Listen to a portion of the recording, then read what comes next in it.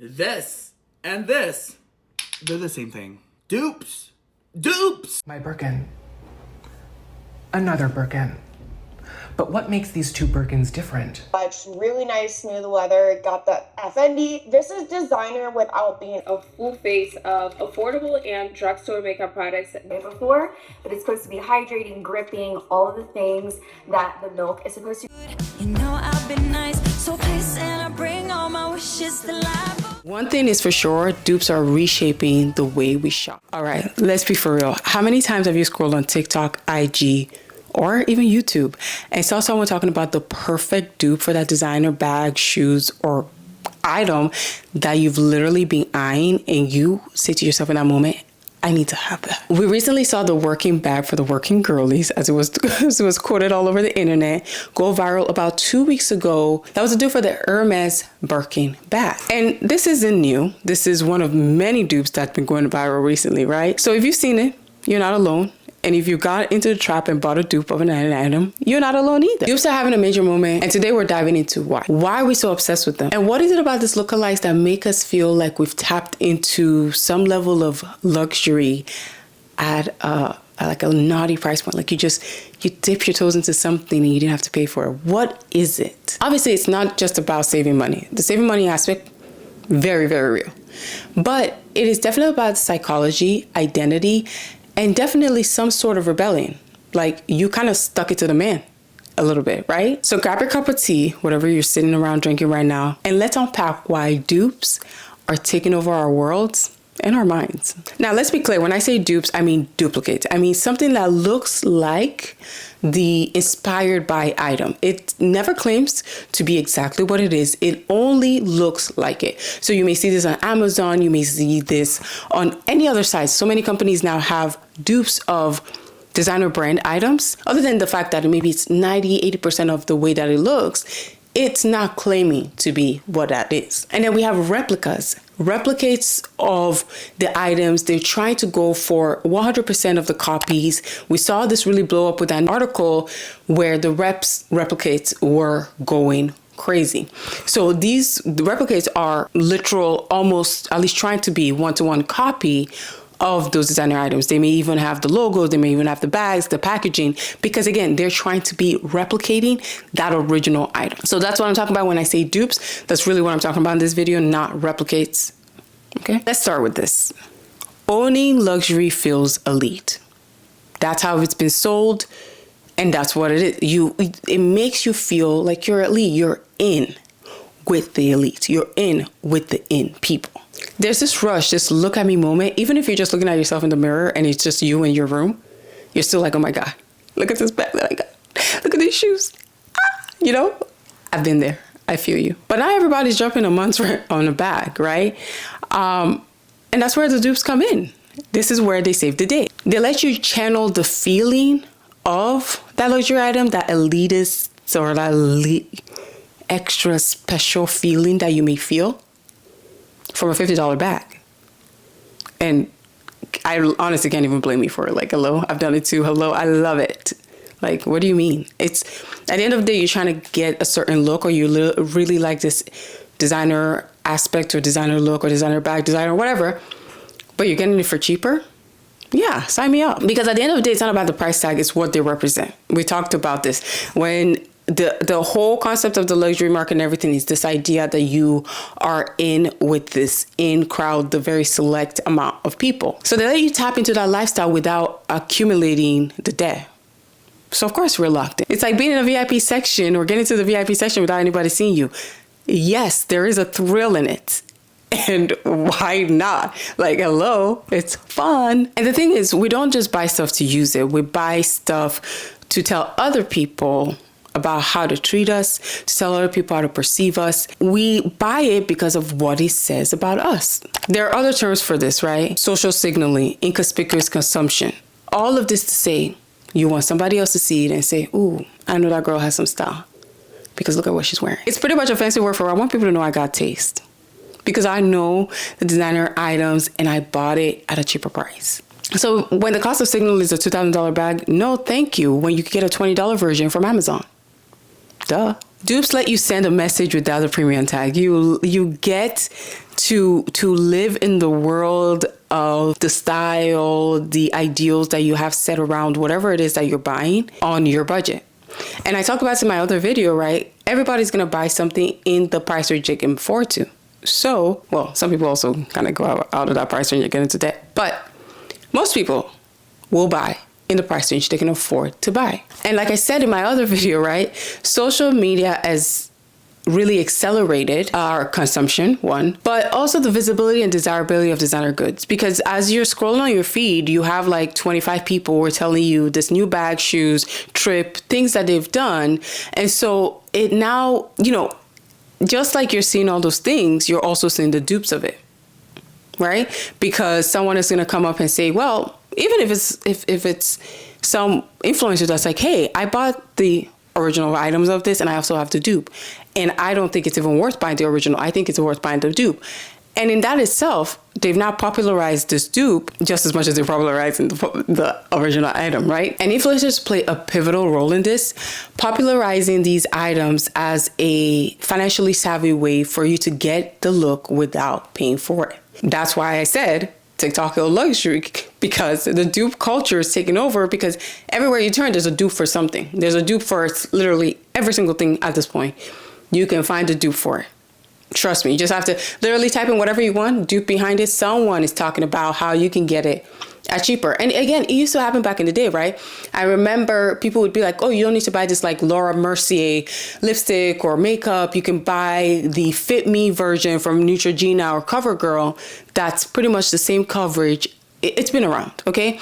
It just got to an accelerated level with TikTok, Instagram, social media now, especially at these short soundbite, quick, 30 seconds, 1 minute, a minute and a half max. And the widespread exposure erased the stigma. Everybody's in on a dupe now. There's no, oh, well, this is a dupe version. I don't know if everyone literally, I've done it. I would literally be like, oh, you know, this is actually a dupe for this. This is actually a dupe for that. You know, this is a dupe for this. I mean, what is this? This sweater? I think it's a dupe for the House of Sunny sweater or something. I didn't know it at the time, but it is.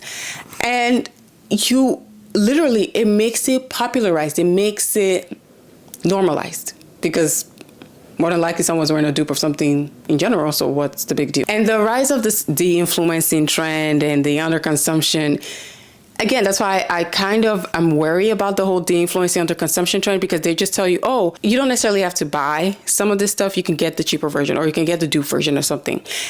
And it increasingly creates this idea of buying less or buying cheaper or whatever, but it's still buying. So that's why sometimes I'm kind of struggle with the whole, you know, de-influencing trend, because it really was just like, oh, I'm de-influencing you from buying this designer item, but buy the dupe instead. You're still buying. So what did you really de-influence me in, you know? And as consumers become increasingly with conspicuous consumption, dupes are almost positioned as like this ethical, or like I said, financial savvy way of getting that thing you wanted, when this whole thing is just still spending. And it's really, in my opinion, challenging all those IM retail brands, which I don't mind. Truly, I don't. I think it's great. But still part of this spend cycle, right? Spend more. If the luxury items aren't going the way or getting bought the way they were bought before, here's a cheaper version. And here's a wild thing. Dupes are definitely changing the way we think of luxury. And again, I am not upset with it. I don't necessarily think you need to buy into a 5 or 4 figure item just to be able to get the style, when you can literally get the same look literally from anywhere else. Like, that one brand is not the only one that came up with that concept, okay? They're not the only one that came up with an idea, because a lot of ideas have been around forever and they just made it their own. So I'm sure somebody else also has something similar that you can get in or get into on your price budget that you can afford to, you know, play with and not going broke. And with TikTok, fast fashion, and all of social media now, exclusivity just feels kind of outdated. Like, with the whole working bag, right? First of all, I don't even think a Hermes Birkin is even that good looking. I mean, it is a literal suitcase. Like, it's like a briefcase. Like, if you're in finance or something, it makes sense because you have a lot of papers or something. You have to carry contracts or something. But if you're who's carrying? Maybe again, I don't even know it's big enough as a diaper bag. But I guess it could be for the bigger ones. But unless you have a lot of stuff that you're carrying on a daily basis, it just looks like a suitcase. And so this idea that's been permeated, like the exclusivity around it and the fact that now people are like, there's like a million versions of where you can get it, especially with the working that went viral. I'm all for it. Do it. Dupes aren't just a shortcut anymore. Then I'm not playing this game. We're not playing this game where you have to obviously spend who knows how much, because there was a whole Hermes lawsuit because people would have to spend thousands of dollars and then they would never even get offered what they really wanted, and they would have to just suck it up in order for them to be hopefully called to get the bag they want. Like, it was actually like an insane world. And it's saying, we don't have to play that game. I can get the same look for less. And I know, right, that destructed so many people who were like, I played the game and I won the game, and you just get to buy the bag and you just get to live it the way I had to play. Like, you get to have the same perception about you that I have, even though I spent thousands of dollars to get the same perception. Yes, that was a debate. That was a debate on social media, and sucks to suck. If you have the means and you're willing to like cash out that much money on that item, that's you. You wanted to do that, because in this day and age, like I said, all you have to do is go on the internet and type dupe behind it and you'll find something that looks just like what you're looking for. So you wanted to do that is because you literally are wanting to signal something specific, and you don't have to. So yeah, the argument came around. I thought it was a little bit silly, but that's just me. And can we talk about the thrill of finding a good dupe though? Like, it is like a modern day treasure hunting. Like, it's literally like the people who go on the beach and have like, you know, the metal detector and they find like gold and pretty much can make their livelihood from this. It's a thrill. And it is a thrill because especially when you find something good that looks just like the other item and it's like a fraction of the price and you get to have the look for less.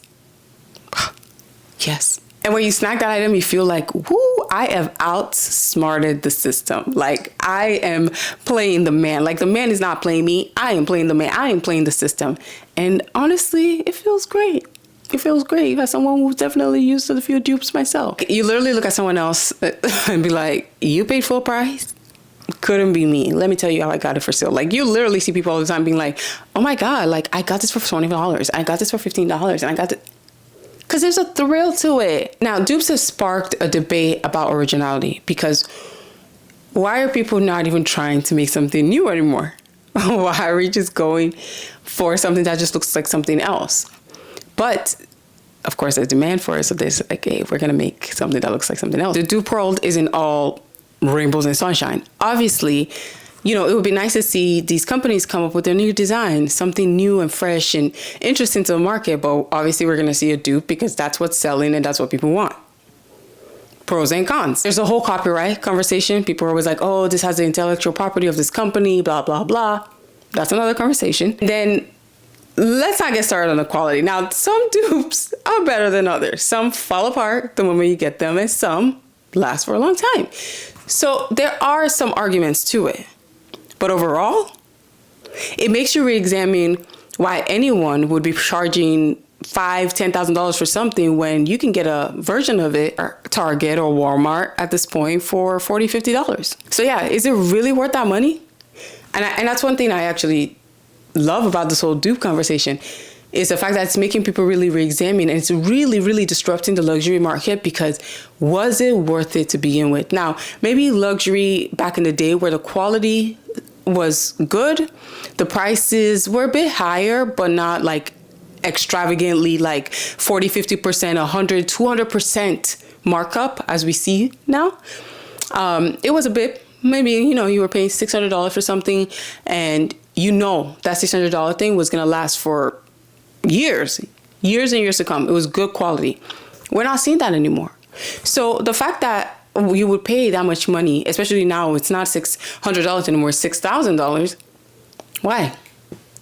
Especially when it's not something that maybe you wear every single day for the rest of your life. Why would I spend that money? So whether you're a diehard dupe hunter or just someone who is into real designer goods, one thing is for sure, dupes are reshaping the way we shop. They're reshaping the way we see luxury. And honestly, I'm here for it. I am, in case you couldn't tell. So tell me, would you splurge on the real thing, or are you team dupe all the way? Leave your thoughts and comment below, because I really would love to know. And like I said, if you're really interested into seeing the dupe culture, TikTok, and the rise of just shopping and how it's changed in general, don't forget to check out my video on how TikTok killed luxury. And let me know in the comments. I really want to know where you stand on this topic. Oh, and while you're here, don't forget to like, comment, and subscribe. And until next time, bye.